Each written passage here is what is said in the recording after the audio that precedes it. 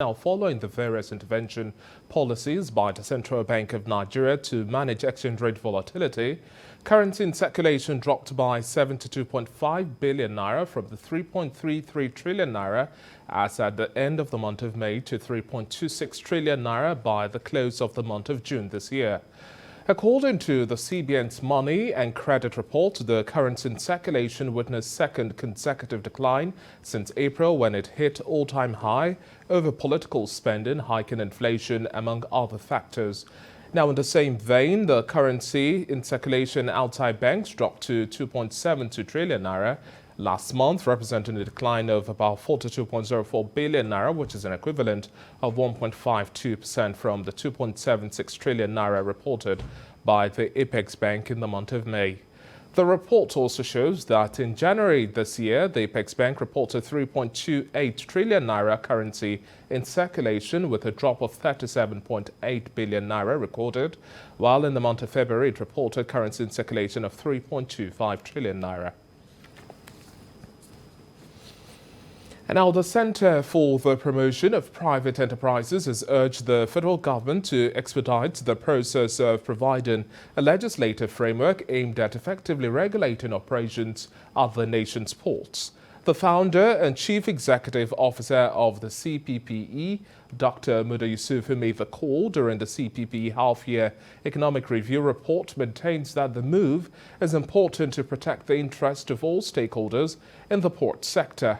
According to him, the framework will help address high cost of operations, the tedious procedures, documentations, and even weak application of technology and extortion at the nation's ports.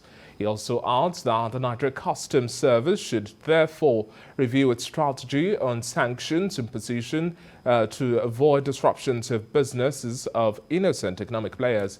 However, noted that the Nigerian economy continues to demonstrate resilience amid harsh investment and operating environments. And in a related development now, the Nigerian Shippers Council has also reaffirmed the economic regulator of the Nigerian ports industry.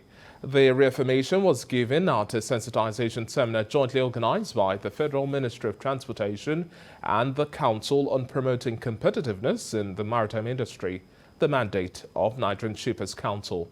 TVC News maritime correspondent Ifeanyi reports. The Minister of Transportation, Muazu Sam, the Nigerian Shippers Council's appointment as interim port economic regulator was part of government's response to fill the vacuum and address the challenges facing the nation's port system.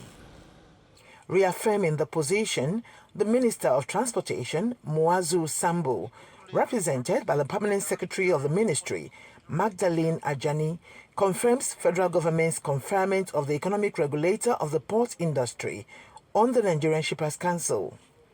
The major objective of government in appointing the Nigerian Shippers Council interim port economic regulator was to create an effective regulatory regime at the ports for the control of tariffs, rates, charges, and other related economic services by virtue of the Port Economic Regulatory Order number 34 of 2015, issued by the President in pursuant to Section 5 and 145 of the 1999 Constitution as gazetted. Underscoring the important role the maritime industry plays in national development, the Executive Secretary of the Council, Emmanuel Jime, knows that the ports need to be made competitive to guard against monopoly. There are clear indication that finally the industry is coming to terms with the recognition that actually there is in place a port economic regulator. We're talking about competitiveness, and to be competitive means that the cost of doing business will also have to be in a way related to the quality of services that are delivered. In his presentation, the guest speaker explains that Nigerian Shippers Council was appointed the port economic regulator to promote competitiveness and compliance in the maritime sector. After a decade of operation of the concessionaires, then you now have a regulator. First of all, the regulator was not part of the concession contract. So the question is, how do you regulate what you were not party to? Discussants agreed that it is also imperative for the Nigerian Shippers Council to participate in the port concession agreement currently under review. Ifunanya Eze, TVC News, Lagos. And I'll bring you the latest from the international front. Asian stocks lost ground today, retreating from over 3-week highs as worries about a global economic downturn sapped investors' risk appetite. Bond yields eased amid bets that an expected U.S. recession would also slow the Federal Reserve's aggressive tightening campaign, with markets looking for policy clues from its 2-day Federal Open Market Committee meeting, which will be starting tomorrow. Japan's Nikkei retreated 0.75%, while China's blue chip, the CSI 300 index, lost 0.82%. Hong Kong's Hang Seng Index also slid 0.75%, with its tech index also tumbling 1.96%. MSCI's Broadest Index of Asia-Pacific shares outside Japan lost 0.54% to hit 158.8 basis points after touching the highest level since June the 29th at 160.03 basis points earlier on Friday.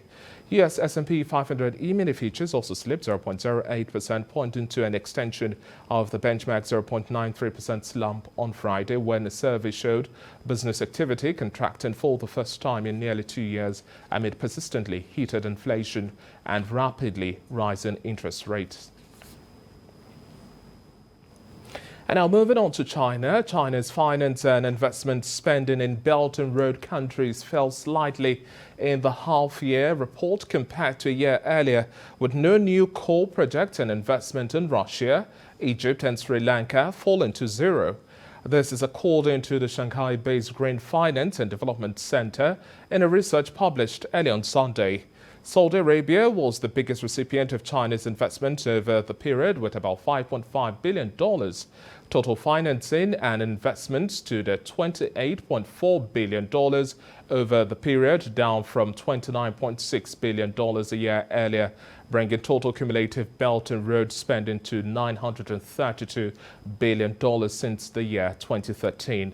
President Xi Jinping launched the Belt and Road Initiative in 2013, aiming to harness China's strength in financing and infrastructure construction to build a broad community of shared interests throughout Asia, Africa, and Latin America.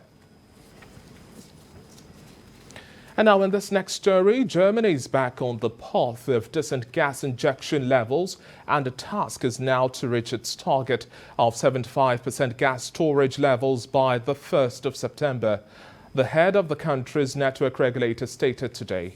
Now, Klaus Müller, head of the Bundesnetzagentur regulator, also added that gas importer Uniper had also ended withdrawals from storage.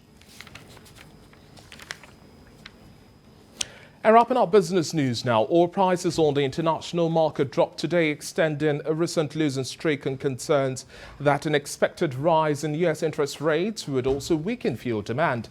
U.S. West Texas Intermediate crude recorded a price dip of 1.33% to hit $93.44 per barrel. Brent crude now sells at $102.20 per barrel, registering a downward price margin of 1.01%. Bonolite's performance continues its losing streak into the new week as well, with a price drop of 3.25%, selling at $118.10 per barrel. And for the OPEC basket, crude oil dealers offer $107.50 per barrel, recording a sharp decline of 2.21%.